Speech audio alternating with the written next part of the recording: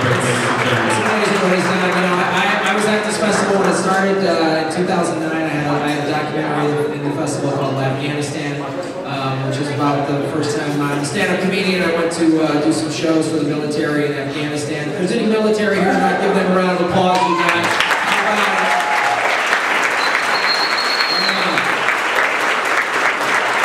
It was cool. It was a very life-changing thing. The military folks are you know, some of the most appreciative people ever. It's life-changing for me. It was a very rewarding thing. I did remember going to little shows in little fire bases in the middle of Afghanistan, and you know, right before I left, my family was like, you know, they're so appreciative. They'd be like, I can't believe you came all this way to do your show here. And I'd be like, dude, you do not need to thank me. You came into a war zone for 12 months. You're carrying a gun. I came here for 2 weeks and told dick jokes. So let me thank you. And the other thing too that they and the military that is here, that I know they'll back me up on this, they absolutely love, love, love from the bottom of their hearts, scaring the shit out of civilians.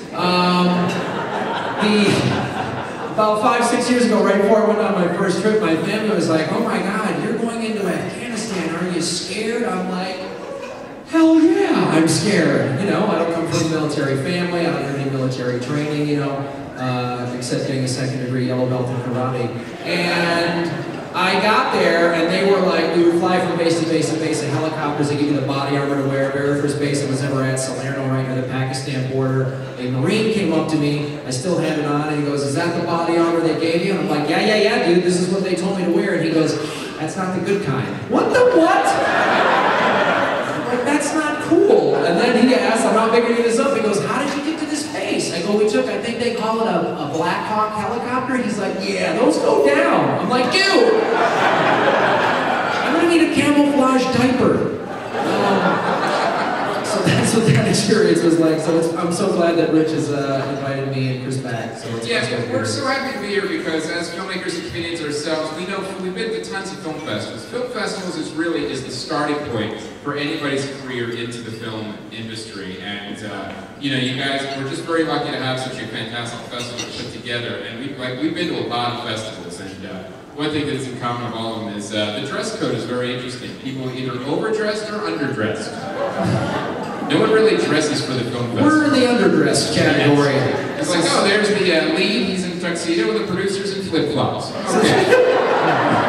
Because the flip-flop wearing producer has 5 mortgages on his house. Yes. That's why he's like that.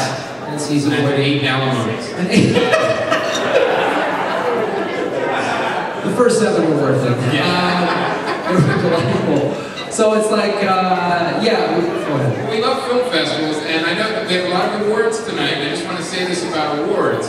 You know, a lot of filmmakers here, some are going to win, some are going to lose.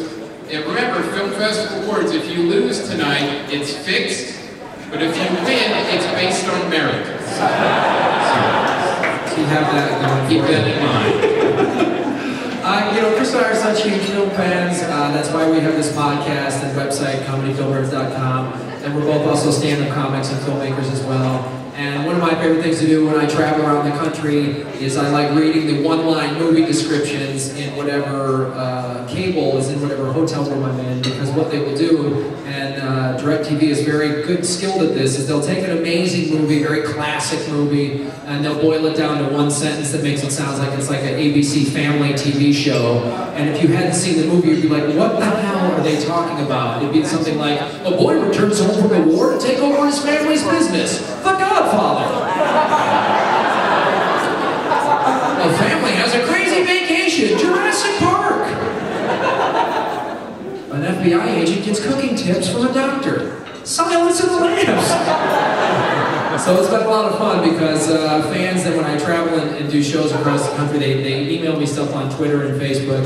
My Twitter handle is @GrantMelwood, and so they've been sending me very funny joke ones. So many of you guys have them, you're all film people, send them to me. Send them right now. Send them right now, pull out your smartphone. But make sure you understand the joke, because some people don't. They don't get that the joke is take a very serious movie that's got intense stuff in it, and then make it seem very lame, like tame. Like, don't just send me like, Darth Vader and Luke Skywalker battle it out. Star Wars. Okay, not funny, but very informative. I appreciate that.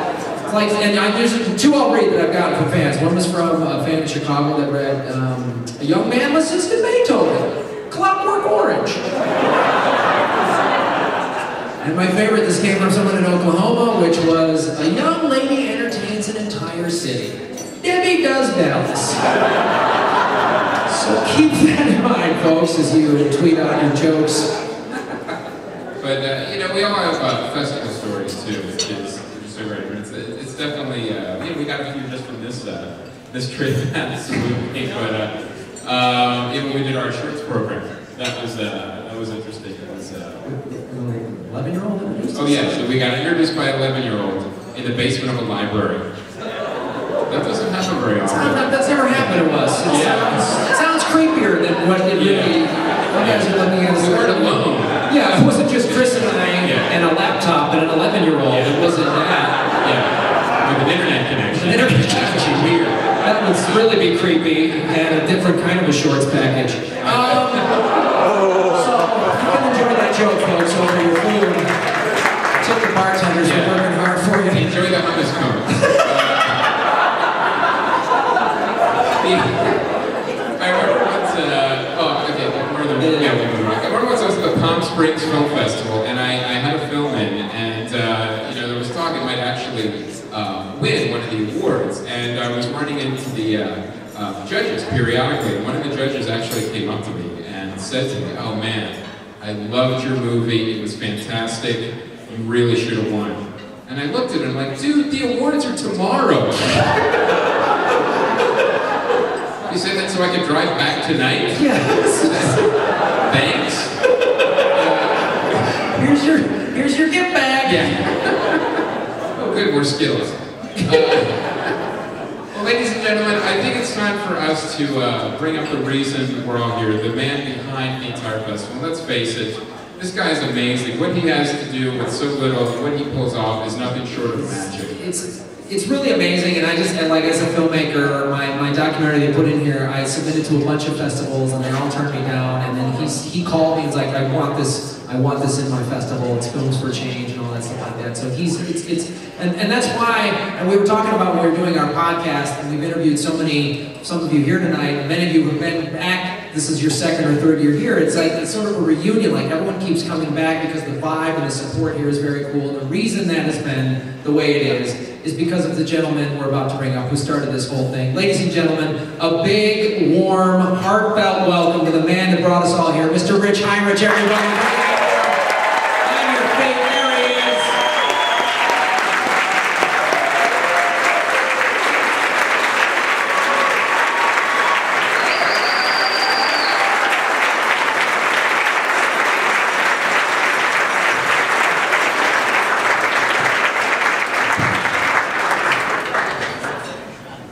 Thank you.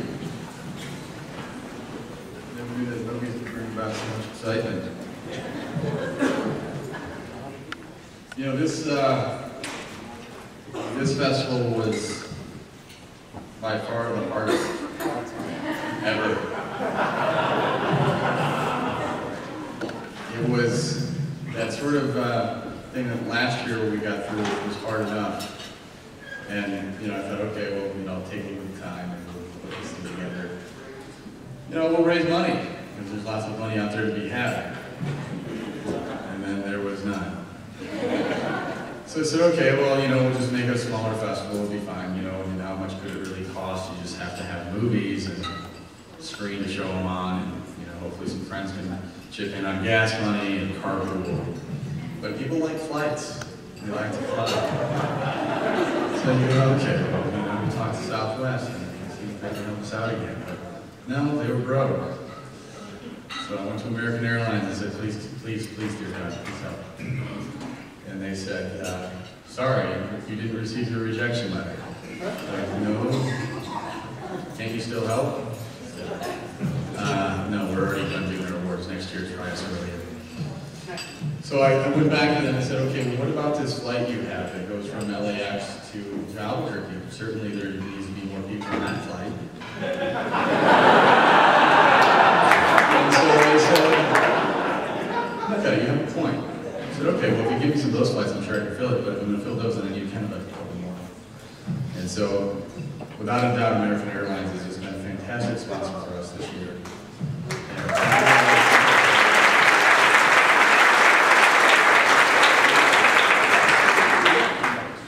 You know, and this night, without a doubt, does not happen without the sponsors. You know, American Airlines definitely brings people here, but it's the Hyatt. The Hyatt's gone above and beyond to make sure that this event was top-notch, that it was quality, that it reflected everything that they want to tell the world about New Mexico. That we're warm, we're friendly, we're receiving, we're funny, we're talented, we're creatives, you know? And the Hyatt said, okay, what's your budget? And I said, oh yeah, we gotta talk about that. And I said, we don't really have a budget, we're indie filmmakers. And they said, well, what does that mean? I said, well, you help us out, we'll help you out. And they're like, well, thank you, because this stuff costs money. Like, I don't know, it always works out in all of our films, though. And so I just want to give a huge round of applause and big thanks to the whole team here at Hyatt that's gone.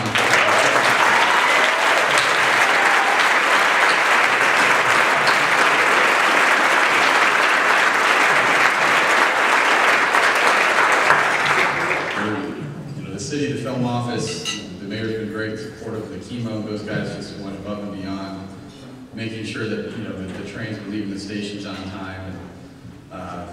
And, just so many people, so many sponsors that come together. You know, sometimes it's really hard when the economy is where it's at, and you're asking people for money, and they go, "Well, it's movies. Shouldn't you guys have lots of money?" No, we're kind of independent, and we don't really have much, so help out. And so it's really been sort of this collective of bringing community together on all resources to come together to make this event happen.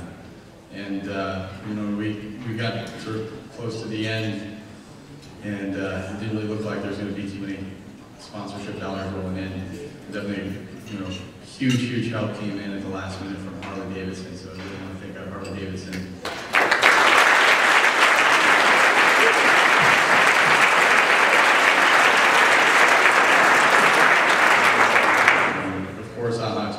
Huge help to us as well, providing all of our awards with Amigo and Toro.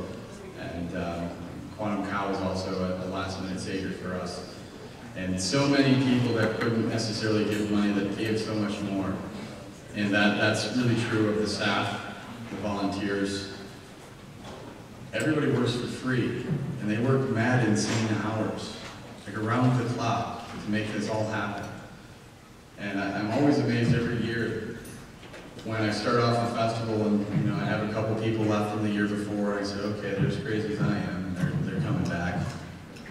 And then we have a few more, and then there's a few more, and then when it looks like we just don't have enough help, people just show up. And it's really been this amazing festival of just taking the leap of faith and believing that better tools would be found along the way.